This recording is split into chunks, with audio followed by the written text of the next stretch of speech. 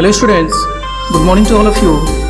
Solid state में अगला lecture आपका जो उसमें आपको एकक कोष्टिका बीमा संबंधी गणनाएं, मतलब एकक कोष्टिका के मोलर द्रव्यमान, उसके पदार्थ के घनत्व तथा कोर की लंबाई हमको क्या करना है, रिलेशन निकालना है, या इसी को हम बोलते हैं एकक कोष्टिका का घनत्व ज्ञात करना, या कैसे किसी एकक कोष्टिका की डेंसिटी आप निकाल सकते हो। तो आपको पता है कि हम अभी तक जितना भी क्रिस्टल सिस्टम पढ़े हैं, सारा क्रिस्टल सिस्टम घनी एकक कोष्टिका है, या ऐसे कहिए क्यूबिक सिस्टम है। तो सबसे पहले एक क्यूब की आपको पता है कोर की लंबाई क्या दिया हुआ है, ए। हम शुरू से ही कोर की लंबाई ए मानते हुए आए हैं। यदि इस ठोस पदार्थ का मोलर द्रव्यमान या क्यूब का मोलर द्रव्यमान कैपिटल एम हो तथा इस जिस पदार्थ से यह क्यूब बना हुआ है उसकी डेंसिटी, उसका घनत्व कितना दिया है, डी दिया है, तथा कोर की लंबाई क्या है, अगर स्मॉल ए है तो हम इसके डेंसिटी का कैलकुलेशन करना चाह रहे हैं। तो हमारा एम है इसके डेंसिटी को कैलकुलेट करना। तो आप एक क्लास 9-10 में पढ़े होंगे कि घनत्व बराबर होता है द्रव्यमान बचे आयतन। तो सबसे पहले हम इस एकक कोष्टिका का आयतन निकालते हैं। तो यदि एक घनी एकक कोष्टिका है जिसके भुजा की लंबाई क्या है, स्मॉल ए, तो आपको पता है कि एकक कोष्टिका का आयतन क्या हो जाएगा, घन का आयतन होता है भुजा की घात 3। तो यदि भुजा की लंबाई क्या है, स्मॉल ए, तो इस कोष्टिका का आयतन क्या हो जाएगा, ए क्यूब। अच्छा, दूसरा है एकक कोष्टिका का द्रव्यमान, जिसको हम कैपिटल एम से डिनोट करते आ रहे हैं। तो द्रव्यमान कैसे निकलेगा आपका, इस एकक कोष्टिका में उपलब्ध परमाणुओं की संख्या, जिसको हम जेड से डिनोट करते हुए आए हैं, तथा एक परमाणु का द्रव्यमान। तो यहाँ पे लिखा हुआ है कैपिटल एम बराबर एकक कोष्टिका में परमाणुओं की संख्या, जिसको हम बोलते हैं जेड, तथा एक परमाणु का द्रव्यमान। इन दोनों के मल्टीप्लिकेशन को हम मोलर द्रव्यमान बोल सकते हैं। आपको पता है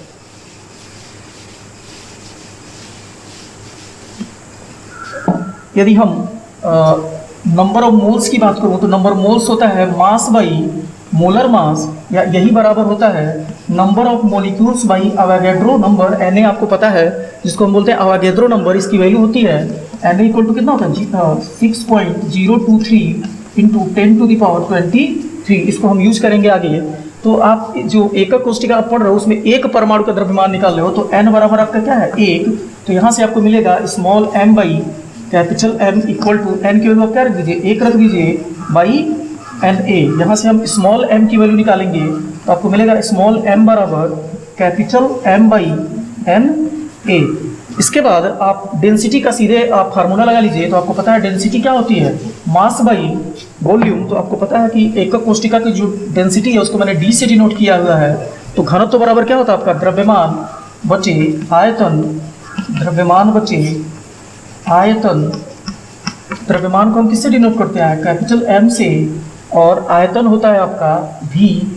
और एकक कोष्टिका कैसा था, घनी है, तो उसका जो द्रव्यमान एम बराबर आप क्या लिख सकते हो, जेड इंटू स्मॉल एम। आपको पता है कि पूरा इसका मोलर द्रव्यमान किसके बराबर होगा, इस एकक कोष्टिका में उपस्थित परमाणुओं की संख्या गुणे एक परमाणु का द्रव्यमान।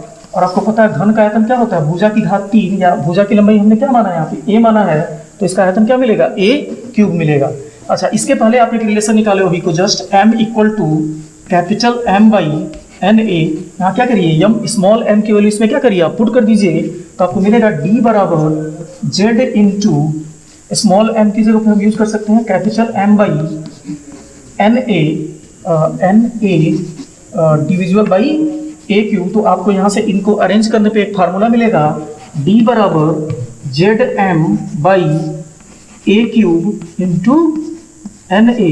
तो यह एक ऐसा फार्मूला है जिसमें जो घनी एकक कोष्टिका है, जो ये फार्मूला वो घन के एकक कोष्टिका के घनत्व को, उसके मोलर द्रव्यमान को तथा उसके कोर की लंबाई को आपस में क्या करता है, रिलेट करता है। और बोर्ड के पॉइंट ऑफ व्यू से इस फार्मूले से रिलेटेड क्वेश्चन एग्जाम में अक्सर आपको मिलेंगे।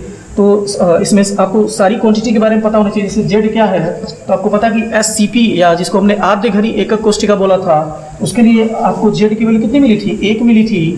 फिर हमने FCC की बात की थी, तो FCC में जेड की वैल्यू कितनी थी, 4, और BCC में आपकी जेड की वैल्यू कितनी आई थी, 2 आई थी। तो ये आप याद रखेंगे कि कोई भी क्वेश्चन अगर इससे रिलेटेड आपको देगा तो जरूर बताएगा कि किस प्रकार की एकक कोष्टिका में आप डेंसिटी की गणना कर सकते हो। तो अगर आद्य घनी एकक कोष्टिका या SCP लैटिस है तो आप जेड की वैल्यू 1 यूज करेंगे। FCC है, फलक केंद्रित एकक कोष्टिका है, तो उसमें आप जेड की वैल्यू 4 यूज करेंगे। और यदि अंतः केंद्रित एकक कोष्टिका है, या जिसको हम बोलते हैं BCC, तो उसमें जेड की वैल्यू क्या यूज करेंगे, 2 यूज करेंगे। और कैपिटल एम उस एकक कोष्टिका के मोलर द्रव्यमान है, जैसे मान लीजिए मोलर द्रव्यमान का मतलब है जैसे NaCl का क्रिस्टल दे दिया है तो NaCl का मोलर द्रव्यमान आप निकाल सकते हो, सोडियम का मोलर द्रव्यमान तथा क्लोरीन का मोलर द्रव्यमान। अच्छा ए, आपको पता है ए क्या है? इस एकक कोष्टिका के कोर की लंबाई है जो हमेशा आपको नैनोमीटर में गिवन होगा, उसको आप मीटर या सेंटीमीटर में क्या कर सकते हो, चेंज कर सकते हो। और जो Na है, Na की वैल्यू आपको बताया मैंने, Na को बोलते हैं अवोगाद्रो नंबर, इसकी वैल्यू होती है 6.023 इंटू 10⁻23। तो अगले लेक्चर में हम इससे रिलेटेड क्वेश्चंस देखेंगे। Thank you.